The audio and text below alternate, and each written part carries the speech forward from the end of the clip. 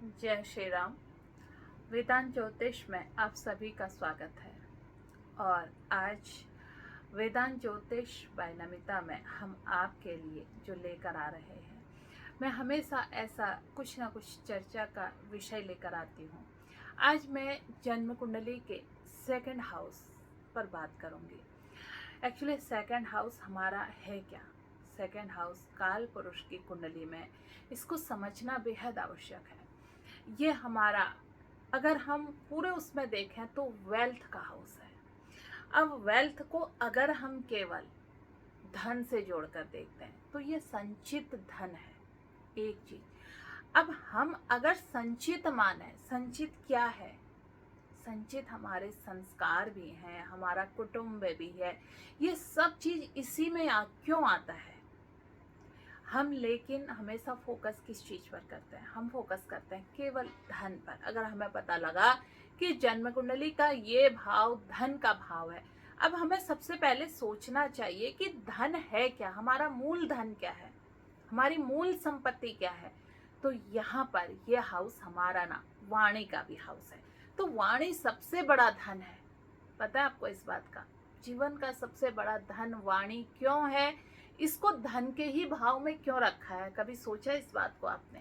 वाणी कहीं और भी तो जा सकती थी, वाणी भाग्य भाव पर भी तो जा सकती थी। क्यों ऋषि पराशर जी ने वाणी को केवल सेकंड हाउस पर रखा? इसलिए रखा ताकि हम जिस तरह से धन का संचय करते हैं, अपने धन का हम जब प्रयोग करते हैं तो सोच समझ कर करते हैं, मित्रता पूर्वक करते हैं। लेकिन क्या कभी हमने वाणी के धन को सोचा कि हम इसको सोच समझ कर खर्च करें? जिसका धन ना, आप हमेशा धन और वाणी को जोड़कर देखो। धन का कारक कौन है? शुक्र है। और वाणी का भी कारक कौन है? शुक्र है। अब धन और वाणी का संबंध आपको बताएं। देखो, जिसका धन गलत तरीके से आता है, गलत तरीके से वो हमारे जिह्वा में रसपान करता है। कौन सा धन? गलत तरीके से आया हुआ धन हमारी जब जिह्वा में जाता है, क्या बनकर? मदिरा बनकर, नशा बनकर, तो हमारी सबसे पहले क्या होती है? वाणी खराब होती है।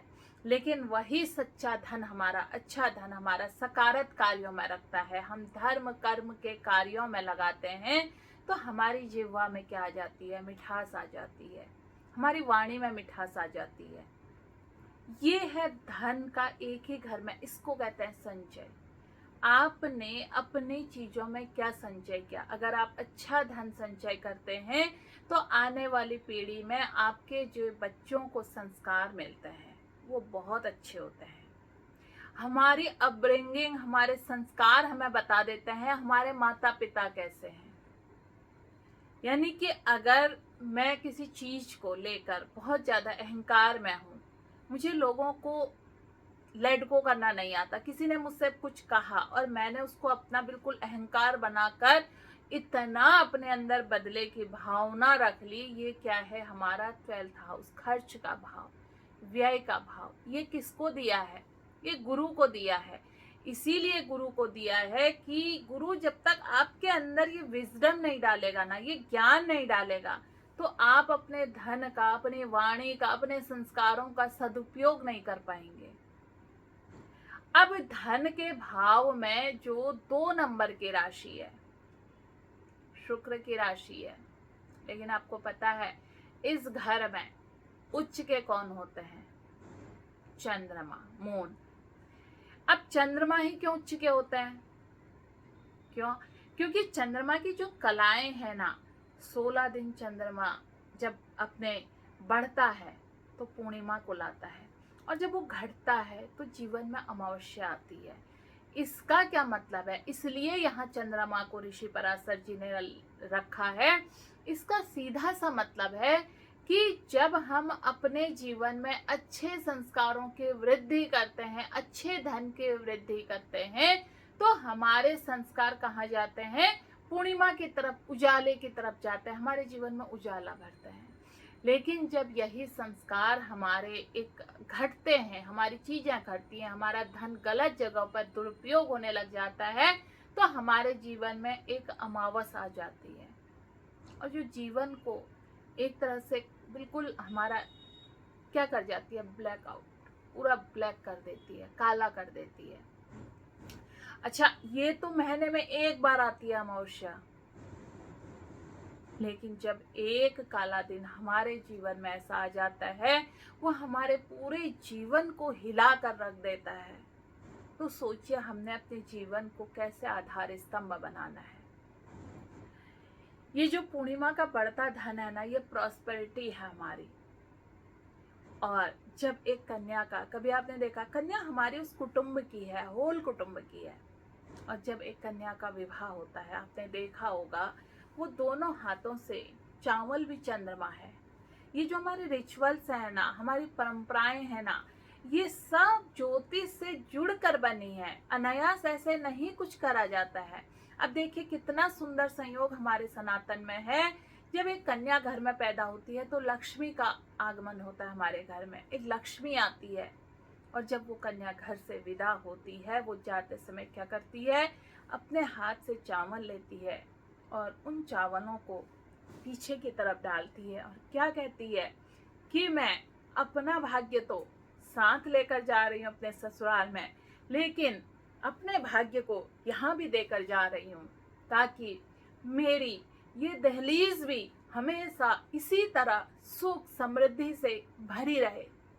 इतना सुंदर हमारा ज्योतिष और इतना सुंदर हमारा सनातन है, लेकिन हमने इस आज के समय में इस सेकंड हाउस को कभी समझा ही नहीं। हमने सोचा बस ये तो हमारा धन का भाव है, कितना धन आएगा, कितना धन आएगा, एक ही चाहत रखी है।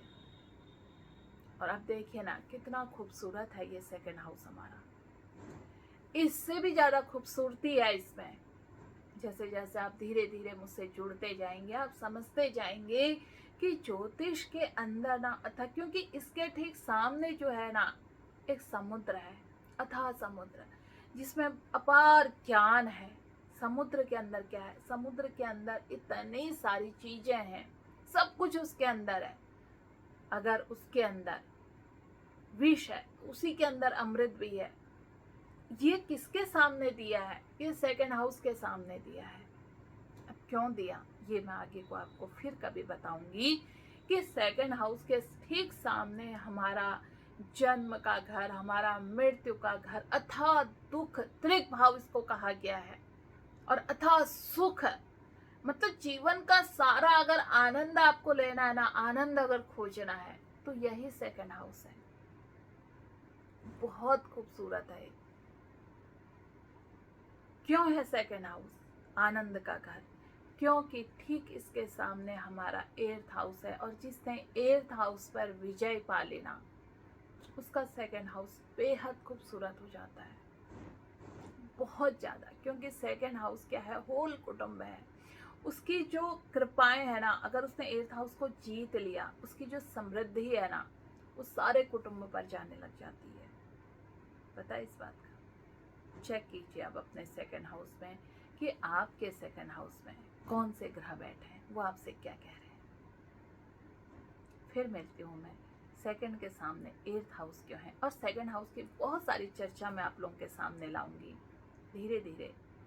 आप बने रहिए मेरे इस YouTube चैनल में। अभी तक जिन्होंने इस चैनल को सब्सक्राइब नहीं किया है, वो इसे सब्सक्राइब कीजिए, लाइक कीजिए, शेयर कीजिए। जय श्री राम, धन्यवाद, नमस्कार।